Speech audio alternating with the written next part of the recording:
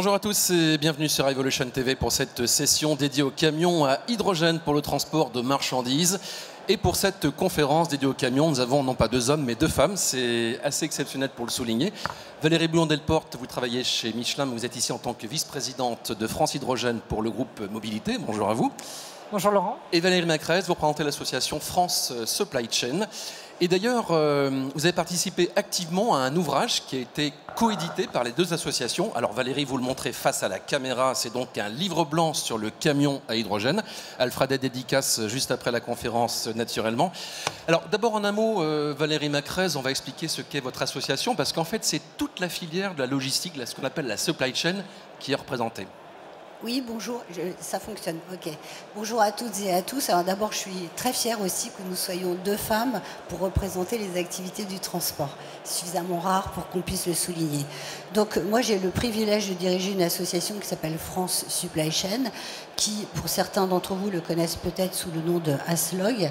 Et notre particularité, c'est que nous regroupons en fait tous les acteurs, à la fois les acteurs chargeurs, clients et les acteurs prestataires logistiques.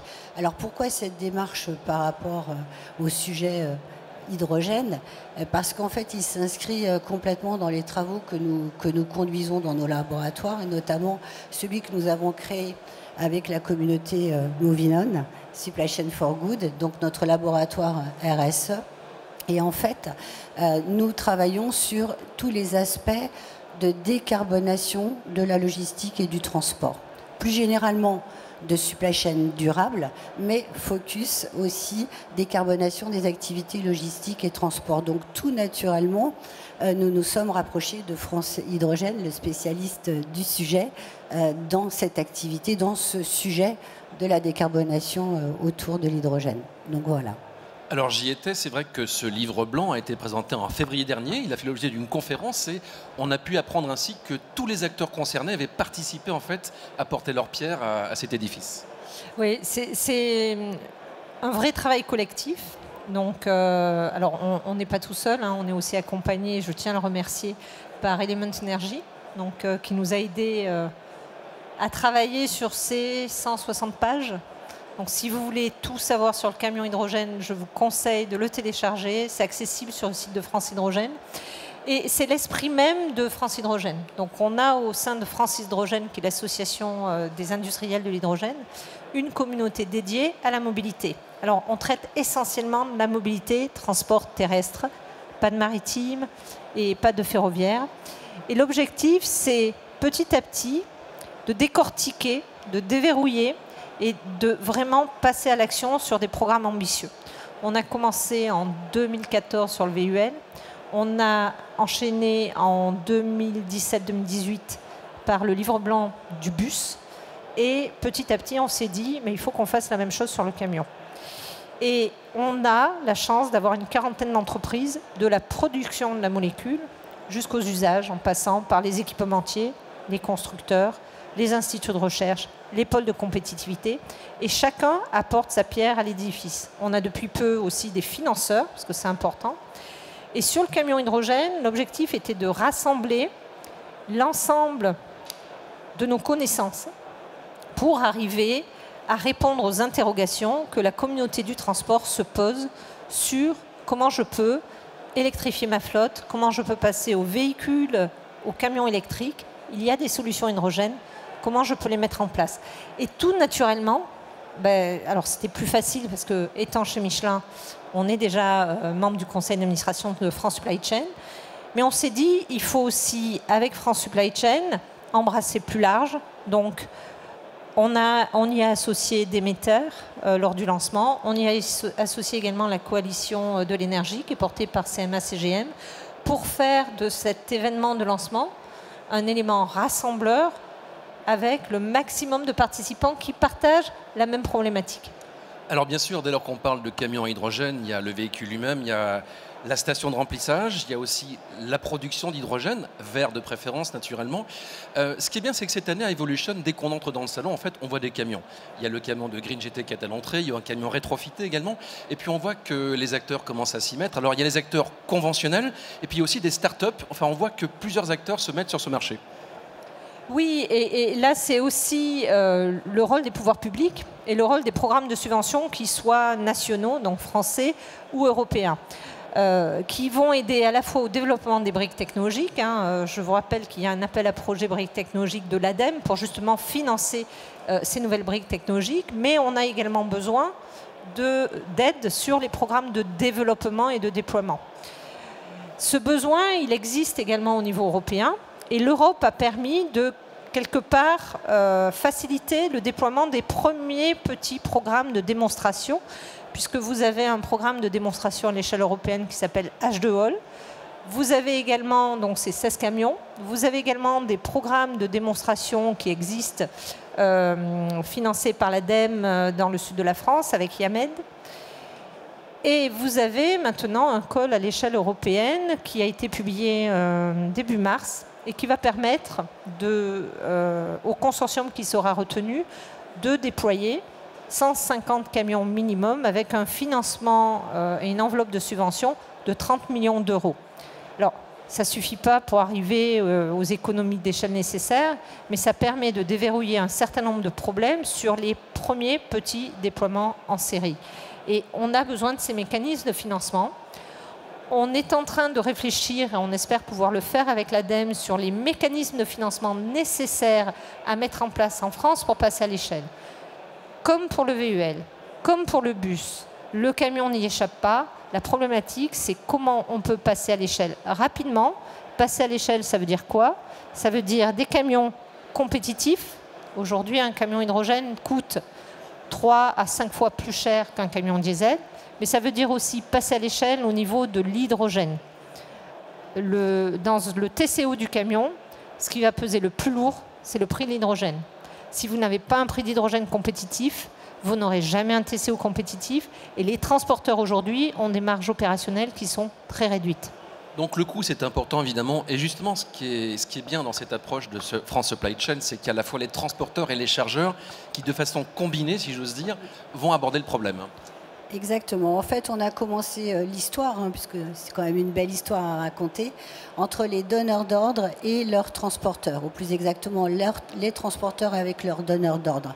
Et compte tenu des surcoûts qui sont engagés sur ces nouvelles technologies, celles de l'hydrogène et d'autres aussi, mais là on focus sur l'hydrogène, bien évidemment il est extrêmement important qu'on puisse combiner ces binômes chargeurs, donneurs d'ordre et prestataires logistiques. C'est la raison pour laquelle tous les ateliers que nous avons conduits au niveau de France Supply Chain ont été conduits ensemble. D'abord pour apprendre à avoir ensemble les mêmes niveaux d'information et pour s'engager ensemble, quelque part, in fine, sur cette démarche. Et ça, c'était extrêmement important. C'est une des clés, si ce n'est la seule, mais en tout cas, une des clés importantes de la réussite des projets. Le prix de l'hydrogène au kilo, on est à 10 euros le kilo à peu près aujourd'hui. La vente, l'idéal, c'est quoi? C'est 2 fois moins, peut-être encore moins dans le futur? Ça serait bien, mais bon, on est raisonnable. On a fait là aussi des exercices. Alors, vous avez des exercices de TCO, des modélisations de TCO qui ont été faites dans ce livre. Au sein de France Supply Chain, il y a également eu des exercices de TCO qui ont été faits par les transporteurs. Grosso modo, ça va dépendre de plusieurs facteurs. Alors, vous allez me dire, la palissade. Il y a le nombre de kilomètres roulés. Et il y a également donc, la durée et le prix d'acquisition du camion et le prix de l'hydrogène. On sait qu'avec un hydrogène au départ, à 9 euros le kilo, on va avoir un surcoût, si on roule à peu près 100 000 km par an, qui va être autour de 60 centimes par kilomètre. On peut le baisser si on est à 8 ou à 7 euros hydrogène. Donc l'objectif visé par la communauté des chargeurs et des transporteurs, c'est de dire, pour les petits rouleurs, 9 euros, c'est acceptable. C'est un surcoût, mais c'est acceptable. Et ce qui est très important, c'est que la communauté animée par France Supply Chain, les chargeurs et les transporteurs partagent la co-responsabilité du surcoût. Ça veut dire quoi? Ça veut dire que ce n'est pas le transporteur qui va payer tout seul le surcoût. Le chargeur va accepter de payer un premium sur la prestation. Donc déjà, ça permet de partager le risque. Deuxièmement, sur les transporteurs qui vont avoir des gros volumes, il faut passer à des accords sur des engagements de livraison de volume pour arriver dans un premier temps à 8 euros le kilo. Et l'objectif, ça serait déjà bien, si on peut aller plus bas, on est preneur, d'être à 7 € le kilo. Après, c'est que du bonheur. Après, c'est que du bonheur, mais bon, c'est déjà 7 € le kilo. Ne nous voilons pas la face, c'est déjà un challenge en soi, au vu du contexte actuel. Hein. Un mot rapide sur les stations, parce qu'on est en pleine révision de la directive européenne pour l'implantation de stations de remplissage à hydrogène. Donc il en faut un certain nombre pour les camions. Où on en est aujourd'hui? Sur la FIR, on aimerait déjà que ce soit dans le bon sens. La FIR aujourd'hui, donc pour ceux qui ne sont pas familiers, c'est Alternative Fuel Infrastructure Regulation. Avant, c'était une directive. C'est en train d'être discuté au niveau européen pour devenir une réglementation. Ça veut dire quoi? Une réglementation a une obligation. Une force de loi en quelque sorte. Oui, c'est une loi avec obligation pour les États de l'appliquer. Cette AFIR, elle est importante parce qu'elle va déterminer et engager la responsabilité sur un objectif à atteindre pour les pays de l'Union européenne sur les infrastructures pour les énergies alternatives. C'est le gaz, c'est la batterie, donc les bornes de recharge, et c'est l'hydrogène, les stations de recharge. Aujourd'hui, sur l'hydrogène, il y a un certain nombre de textes qui vont déterminer non pas le nombre de stations dont on a besoin, mais la distance entre deux stations et la capacité minimale que ces stations doivent avoir à un horizon de temps donné. Ça veut dire quoi? Aujourd'hui, le dernier texte, malheureusement, de l'Union de l'Europe dit tous les 200 km, c'est quand même beaucoup. Des stations avec une capacité de pouvoir délivrer l'hydrogène à 2 tonnes par jour, ce qui est plutôt adapté pour les camions, un peu moins pour les VUL et les VL. Et puis, une station dans les urban nodes. Ne me demandez pas la définition de l'urban node, c'est quand même assez complexe, mais il faut retenir que c'est autour des centres logistiques et des grands centres urbains. Ce que nous sommes en train de pousser, c'est de dire qu'il ne faut pas que ça s'applique en 2030. La mobilité hydrogène, c'est aujourd'hui. Les VUL hydrogène, ils existent. Ils vont être commercialisés par Stellantis et par Renault. D'ailleurs, on les voit sur le salon, hein, ils sont Tout déjà à fait. Dès le mois de juillet, je ne vois pas comment on va pouvoir avoir sur la route des véhicules si on n'a pas des stations hydrogène. On a également des investisseurs qui sont prêts à investir dans les sociétés d'infrastructures, mais il leur faut un petit peu de visibilité sur justement le fait que ces infrastructures vont arriver. Donc, les différentes associations, dont France Hydrogène et Hydrogène Europe, se mobilisent pour dire on a besoin déjà que le débat ne soit pas reporté en 2024. Si on attend 2024 pour parler infrastructure d'hydrogène, en 2026, on n'aura toujours rien. C'est pour ça d'ailleurs qu'une lettre ouverte a été adressée à la Commission européenne très récemment. Tout à fait, nous sommes en train de faire la même chose au niveau français. La deuxième chose, c'est qu'on a besoin d'un espace raisonnable entre les stations, avec une progressivité, mais donnons-nous un objectif dès 2027 et revoyons cet objectif en 2030. Troisièmement, sur la capacité de tonnes jour, je sais que pour certains pays, notamment les pays les plus petits, ou ceux qui sont, par exemple, comme le Portugal, un petit peu pas au centre du trafic urbain, 2 tonnes par jour, c'est beaucoup. Donc il faut aussi qu'on ait une certaine flexibilité, peut-être avec une clause de revoyure pour ces pays. Donc c'est ces messages que l'on pousse. N'hésitez pas à faire entendre votre voix. On a des constructeurs qui sont prêts à mettre des camions sur la route. On a des transporteurs et des chargeurs qui sont prêts à passer aux camions hydrogène. Maintenant, il faut que les États membres aient un petit peu de courage pour passer à l'acte et prendre le risque d'avoir des objectifs raisonnables. Valérie Macrez, quand on parle de logistique, on pense aux camions, mais il y a aussi des entrepôts. Il y a la production d'hydrogène qui peut se faire localement, et puis on peut aussi utiliser des chariots élévateurs, par exemple, à l'hydrogène. Par exemple, dans les entrepôts, d'abord, il n'y a pas non plus que le transport routier de marchandises. Hein. Le spectre est fluvial, ça peut être plein de choses. Le spectre est plus large que celui-ci. Et effectivement, dans les entrepôts, quand on parle de logistique, aujourd'hui, il y a effectivement tous les outils, tous les appareils, notamment les chariots qui sont aussi possibles à hydrogène. Et pourquoi pas aussi d'autres technologies. On a l'habitude de dire au niveau de France Supply Chain, alors quand je dis on, entendons-nous bien, ce sont les entreprises et les collaborateurs des entreprises, que pour réussir ces transformations, quelles qu'elles soient, ça se décide maintenant avec tous les acteurs. Mais il faut aussi que l'on puisse se presser un peu. Vous savez, tout en vous écoutant, j'étais en train de me dire que la livraison, en fait, c'est pas seulement effectivement les camions ou les utilitaires, ça peut être des vélos, des triporteurs, pourquoi pas des scooters. En fait, c'est une chaîne de mobilité assez large. Alors, je ne vais pas vous faire un cours sur la supply chain parce que ce n'est pas l'endroit, mais en fait, quand on parle beaucoup d'années-kilomètres, de plus en plus. Alors, de plus en plus, avec l'explosion du e-commerce. Mais néanmoins, quand on parle de supply chain, on est bien sur le pilotage des flux end-to-end. Donc, depuis le sourcing jusqu'à la livraison dans toutes ses composantes, y compris maintenant la reverse. Donc, quelque part, le champ des possibles peut aussi être exploré ailleurs. Ce qui est surtout extrêmement important, c'est qu'il faut décarboner nos supply chains, enfin les supply chains des entreprises, et in fine, explorer toutes les pistes. Voilà. Alors Valérie Bouillon-Delporte, on sait que France Hydrogène parle avec beaucoup d'interlocuteurs, beaucoup d'associations.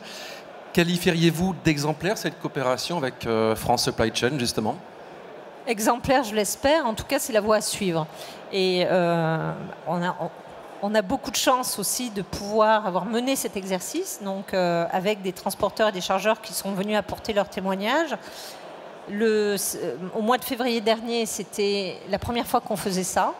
Je pense que c'est le rôle de France Hydrogène d'être l'expert référent pour ce type de sujet, mais on ne sait pas le faire tout seul. Je dirais, quand on parle d'usage, on a besoin aussi de s'appuyer sur les associations dont c'est quelque part le cœur d'activité. On est ravis de le faire avec France Supply Chain de façon élargie et on ne va pas s'arrêter juste à cette réunion commune pour le lancement du livre blanc. Ça veut dire quoi? Ça veut dire un second livre blanc, des actions, des conférences? Non, mais c'est des actions communes. La preuve est aujourd'hui, nous sommes sur le plateau toutes les deux pour porter un petit peu ce message-là.